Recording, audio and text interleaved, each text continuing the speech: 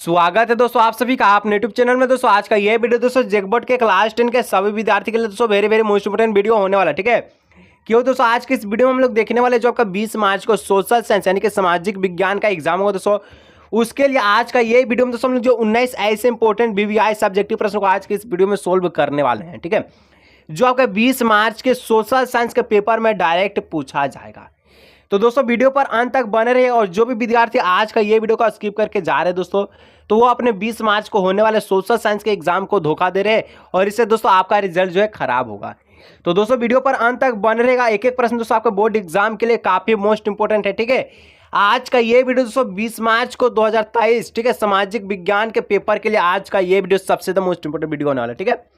जिस प्रकार से दोस्तों यहाँ पर लिखा गया क्वेश्चंस इसी प्रकार से आपको एग्जाम में देखने को मिलने वाला है। चलिए आज का ये शानदार वीडियो को स्टार्ट करते हैं। देखिए सबसे पहले दोस्तों यहाँ पर अति लघुत्तरीय प्रश्न रहेगा, ठीक है। मैं हर एक वीडियो में आपको बताया अति लघुत्तरीय रहेगा, जिसमें से 7 गो प्रश्न पूछेगा, 5 गो का उत्तर दीजिएगा और आपको अति लघुत्तरीय में 10 नंबर पक्का करना है। चलिए आज के इस वीडियो में हम लोग जो है 10 नंबर पहले अति लघुत्तरीय में पक्का करते हैं, ठीक है। पहला प्रश्न कहता है हेनरी फोर्ड कौन थे, ठीक है। हेनरी फोर्ड कौन था? तो हेनरी फोर्ड दोस्तों ये कारों का एक बहुत बड़े निर्माता थे, ठीक है। कौन था? तो कारों का बहुत बड़ा निर्माता था हेनरी फोर्ड। और अभी तक दोस्तों जो भी वीडियो को लाइक, चैनल को सब्सक्राइब नहीं किया कर लीजिए, साथ ही दोस्तों बेल नोटिफिकेशन को ऑलवेज सिलेक्ट कर लीजिएगा।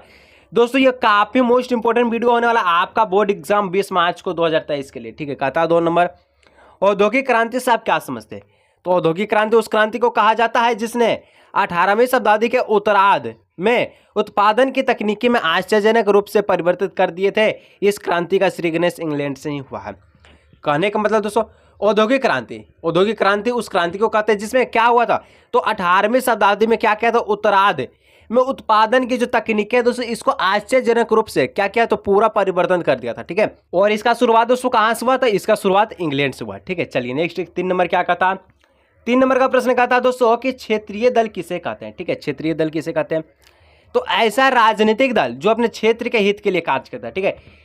ऐसा राजनीतिक दल जो अपने क्या करता है, क्षेत्र के हित के लिए सिर्फ कार्य करता है, उसको हम लोग क्षेत्रीय दल कहते हैं, ठीक है। और इनकी कार्य करने का जो दायरा है दोस्तों ये सीमित होगा। चलिए ठीक है। 4 नंबर क्या कहता है? कहता है कि खरीफ फसल किसे कहते हैं?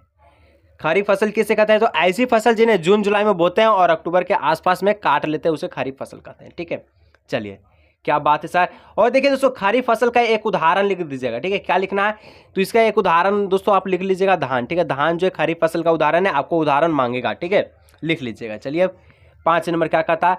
5 नंबर का प्रश्न कहता है कि नेपाल में किस तरह की शासन व्यवस्था है? तो नेपाल में दोस्तों संघीय लोकतांत्रिक शासन व्यवस्था, ठीक है। संघीय लोकतांत्रिक शासन व्यवस्था कहाँ है? नेपाल में है।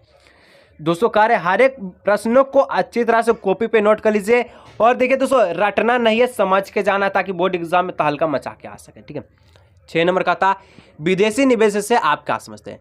विदेशी का अर्थ क्या होता है मैं हर एक वीडियो में आपको बताता हूं कि देखिए दोस्तों अगर आपको कुछ भी अगर यहाँ पर क्वेश्चन से उसका आंसर बनाना है तो सबसे पहले आपको क्वेश्चंस को पकड़ना पड़ेगा, ठीक है। क्वेश्चंस कहता है कि विदेशी निवेश, विदेशी से क्या कर रहा है? तो निवेश करता कहाँ? हमारे देश में। चलिए इसी को कहते हैं हम लोग विदेशी निवेश, ठीक है। क्या होता है इसका आंसर? तो जब कोई बाहरी देश या कंपनी द्वारा हमारे देश में या हमारे देश की कंपनियों में निवेश करता, जब कोई बाहरी देश या कंपनी द्वारा हमारे देश में या हमारे देश की कंपनियों में क्या करता, निवेश करता, उसे हम लोग क्या कहते हैं? विदेशी निवेश करते हैं, ठीक है। उसे हम लोग विदेशी निवेश करते हैं। तो इस तरह से इसका उत्तर हो गया। चलिए 7 नंबर क्या होगा? उदारीकरण से आप क्या समझते हैं? काफी बार बोर्ड एग्जाम में पूछा गया। देखिए उदारीकरण का अर्थ ऐसा नियंत्रण में ढील देना, उन्हें हटा लेना है जिससे क्या हो तो आर्थिक विकास को बढ़ावा मिले। उदारीकरण का अर्थ क्या होता है? उदारीकरण का मतलब ही होता है कि ऐसा नियंत्रण में ढील दो या उसे हटा लो पूरी तरह से, जिससे क्या हो तो आर्थिक जो विकास इसमें पूरा आर्थिक विकास में क्या मिले तो पूरा बढ़ावा मिले, ठीक है। ये रहा दोस्तों 7 आपका जो वेरी शॉर्ट यानी कि अति लघुत्तरीय प्रश्न, जिसमें से आपको 5 का उत्तर देना था, ठीक है। नेक्स्ट दोस्तों आपका लघुत्तरीय प्रश्न जो आपकी शॉर्ट आंसर टाइप क्वेश्चन है, इसमें भी 7 को पूछेगा, 5 को उत्तर दीजिएगा, लेकिन इसमें 15 नंबर आपको मिलने वाला। चलिए 8 नंबर प्रश्न की ओर चलते हैं। तो 8 नंबर का दोस्तों प्रश्न कहता है कि 1929 महामंदी का बंगाल के पश्चिम पैदा करने वाले लोगों पर क्या प्रभाव पड़ा? जो 1929 में महामंदी आया था दोस्तों और जो बंगाल में पश्चिम पैदा किया था, पश्चिम का उत्पादन किया था, उस पर क्या प्रभाव पड़ा, उन लोगों पर क्या प्रभाव पड़ा, ठीक है। देखिए 1929 ईस्वी के महामंदी के कारण बंगाल के पश्चिम पैदा करने वाले लोगों पर बहुत ही बुरा प्रभाव पड़ा। पश्चिम की कीमतें में भारी गिरावटें आई। कितना % की गिरावट आई पूछेगा ऑब्जेक्टिव में, तो कहिएगा 60% की, ठीक है। 60% की जो है गिरावटी आए। इसके परिणाम स्वरूप क्या हो, तो बहुत सारे लोग जो है कर्ज में डूब गए, क्योंकि जो पटसम का उत्पादन किया था, पटसम का खेती किया था या कुछ भी किया था, यानी कि पटसम पैदा किया था, ठीक है, तो वो क्या किया था, उसका जो है दोस्तों 60% इसका जो आर्थिक यानी कि इसका जो कीमत है ये गिर गया, जिसके परिणाम स्वरूप जो भी इसका उत्पादन किया था वो जो कर्ज में डूब गया, ठीक है। चलिए 9 नंबर क्या कहता, 9 नंबर का था। और देखिए दोस्तों, अगर वीडियो समझ में आता है या कुछ भी यहाँ से लाभ मिलता है तो दोस्तों एक बार वीडियो को लाइक, चैनल को सब्सक्राइब कीजिएगा और अपने दोस्तों के साथ शेयर जरूर कीजिएगा, ठीक है। 9 नंबर का था, 19वीं सदी के यूरोप में कुछ उद्योगपति मशीनों के बजाय हाथ से काम करने वाले श्रमिकों को प्राथमिकता देते थे, ऐसा क्यों है? चलिए इसका उत्तर भी देख लेते हैं। 19वीं सदी के यूरोप में कुछ उद्योगपति मशीनों की वजह से हाथ से काम करने वाले श्रमिकों का प्राथमिकता क्यों देते थे? जिनके निम्नलिखित कारण, ठीक, इसलिए देते थे जिनके निम्नलिखित कारण है। चलिए पहला क्या हो जाएगा, श्रमिकों की अधिकता, श्रमिक क्या अधिक यहाँ पर मिल जाता है, ठीक है। कहीं पर अगर मशीन नहीं होता यहाँ क्या करता है, तो श्रमिकों की यानी कि मजदूरों के द्वारा काम को किया जाता है, ठीक है। 2 नंबर, श्रम की मौसमी मांग, ठीक है। 3 नंबर, मानवीय कौशल से बनने वाले उत्पाद की मांग। 4 नंबर, हाथ से बनी वस्तुओं के प्रति आकर्षण। 5 नंबर, मशीनों की समस्या।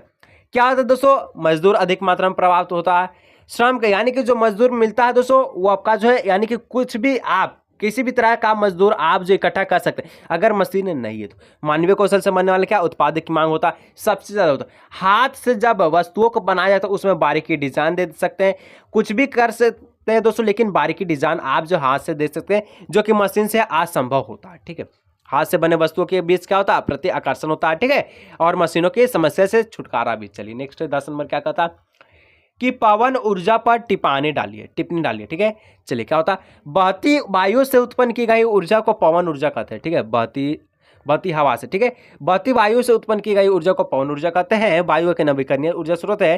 पवन ऊर्जा को बनाने के लिए हवादार जगहों पर पवन चक्कियां को लगाया जाता है, जिनकी मदद से क्या होता है, तो ऊर्जा उत्पन्न होती है। देखिए इसका आंसर क्या कैसे लिखिएगा कि जो बहती हुई जो हवा चलता है दोस्तों, इसी से पवन ऊर्जा का निर्माण होता है, ठीक है। और वायु आपको पता है कि नवीकरणीय ऊर्जा है, इसका असीमित भंडार है, ठीक है, सीमित नहीं है बल्कि असीमित है, नवीकरणीय ऊर्जा स्रोत है, ठीक है। पवन ऊर्जा बनाने के लिए क्या होता है, तो हवादार जहां सबसे ज्यादा हवा चलता है वहां पर क्या होता है, पवन चक्कियों को लगाया जाता है, विंड मिल्स को, ठीक है। लगाने के बाद क्या होता है, पवन ऊर्जा का निर्माण होता है। चलिए नेक्स्ट का बढ़ते हैं। 11 नंबर क्या होता कि राजनीतिक दल के प्रमुख कार्य क्या है। देखिए राजनीतिक दल के प्रमुख कार्य निम्नलिखित है। राजनीतिक दल चुनाव लड़ता, राजनीतिक दल अपनी नीति और कार्यक्रम तय करता है जिसके आधार पर वह चुनाव लड़ता है। 3 नंबर, सरकार और जनता के बीच मध्यवर्ती की भूमिका निभाता है, ठीक है, दोनों के बीच, सरकार और जनता के बीच, ठीक है। जो सरकार जो है जो भी घोषणा लागू करता है ये जनता के बीच पहुंचाता है, ठीक है, कौन, राजनीतिक दल, ठीक है। 4 नंबर हो जाएगा, सरकारी योजनाओं के बारे में जनता को जानकारी देता, वही बात है। चलिए नेक्स्ट बढ़ते हैं। 12 नंबर क्या कहता कि सूचना का अधिकार कानून लोकतंत्र का रखवाला है, कैसे आप कह सकते हैं। देखिए सूचना, यहाँ पर लोकतंत्र में जनता को यह सरकार या अधिकार होता है कि वह सरकार द्वारा चलाए गए विकास कार्यों को सही जानकारी रखें। यानी कि दोस्तों जो भी सूचना का अधिकार से अगर आपको पता होता है, जैसे कि दोस्तों आपको कुछ भी कार्य जो है सरकार के द्वारा चलाया जाता है, विकास कार्य हो या कुछ भी कार्य हो, अगर सूचना के अधिकार से आप जो उसको प्राप्त करते हैं तो उसी को हम लोग सूचना का अधिकार कहते हैं, ठीक है। इसके उद्देश्य दोस्तों 2005 में सूचना का अधिकार का कानून बनाया गया ताकि विकास कार्यों में विलंब सही तरीकों से, ठीक है, धन का व्यवहार नहीं होने तथा घटिया काम करने की स्थिति में कोई भी ये जानकारी ले सके कि इसके लिए कौन जिम्मेवार है। इस प्रकार चुनाव सूचना का अधिकार कानून लोकतंत्र का रखवाला है, ठीक है। यानी कि जो है क्या होता है, सरकार जो अच्छी तरह से काम करती है या नहीं करती है, क्या कहता है, सूचना का अधिकार आपको बताता है, जो नहीं करता है उसको सत्ता से हटा दीजिए, क्या बात है। चलिए 13 नंबर कि बैंकों की आय का मुख्य स्रोत क्या है। तो बैंक उद्योग, कंपनियां और व्यक्तियों को कई तरह के लोन देते हैं, ठीक है।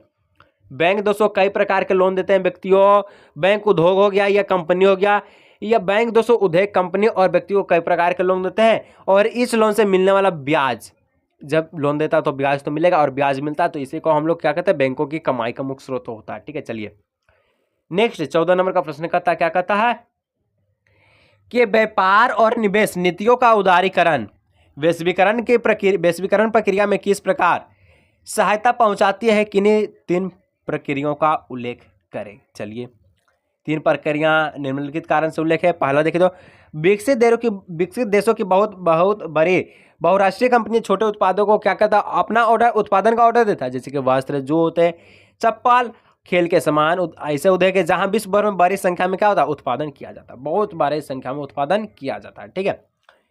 और बहुराष्ट्रीय कंपनियों को इन उत्पादों की आपूर्ति के लिए क्या करता है, फिर इनसे क्या करता है, ब्रांड के नाम से ग्राहकों को बेचती है। और बहुराष्ट्रीय कंपनियों के निवेश का सबसे आम रास्ता क्या था, स्थानीय कंपनियों को खरीदता है और उसके बाद उत्पादन का प्रसार करता है। चलिए, ये रहा दोस्तों आपका शॉर्ट, वेरी शॉर्ट समाप्त हुआ। अब दीर्घ उत्तर ये प्रश्न है जिसमें आपको 5 को प्रश्न पूछेगा, 3 को अगर जवाब दीजिएगा 15 नंबर आपको पक्का करना है।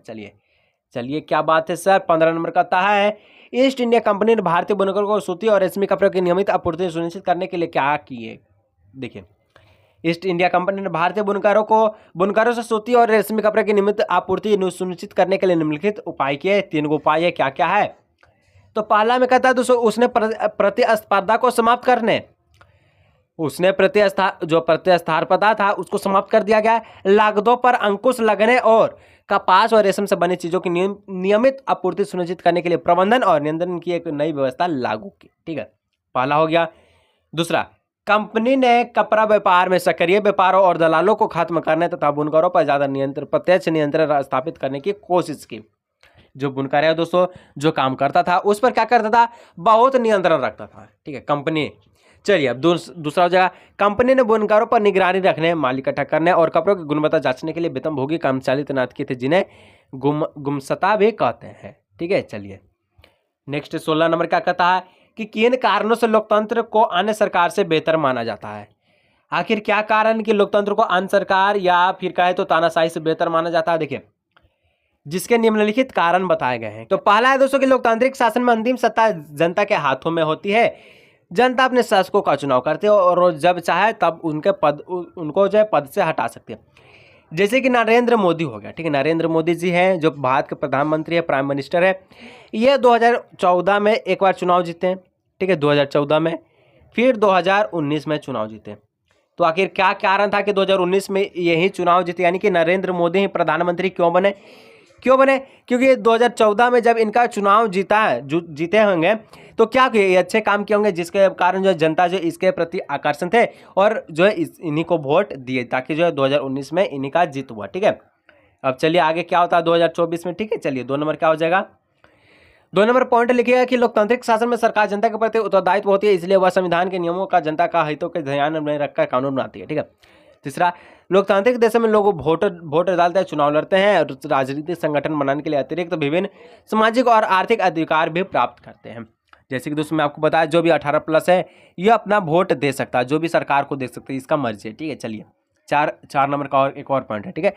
लोकतांत्रिक शासन समाज में विद्यमान मतभेदों का शांतिपूर्ण तरीकों से निपटारा भी करता है। चलिए 5वां 6ठा, अभी कितना पॉइंट है ना, बोलिएगा सर इतना पॉइंट काहे दे रहे।